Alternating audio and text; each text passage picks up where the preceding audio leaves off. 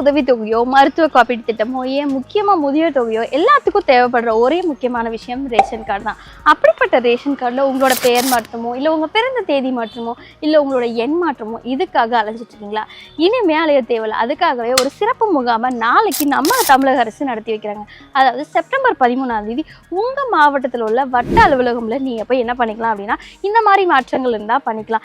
இல்லை NPHS அப்படின்னு ration card வச்சுருக்கவங்க என்ன பண்ணுவாங்க அப்படின்னா முக்கியமாக அத்தியாவசிய பொருளாக சக்கரை மட்டுமே வாங்கிட்டு இருக்காங்க. அப்போ யார் தான் முழு அத்தியாவசிய பொருள் வாங்குறது அப்படின்னு கேட்டாங்கன்னா AYYPHH இப்படி இருக்க ரேஷன் கார்டு வச்சுருக்கவங்களாம் எல்லா அத்தியாவசிய பொருட்களுமே வாங்குறாங்க.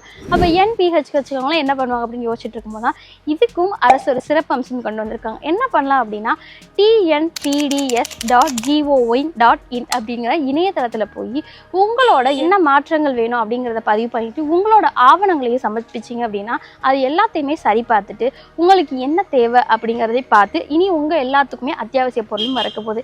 இன்னும் ஏன் வெயிட் பண்ணிருக்கீங்க? மறக்காமல் போய் உங்களோட அத்தியாவசிய பொருளை வாங்கிக்கோங்க.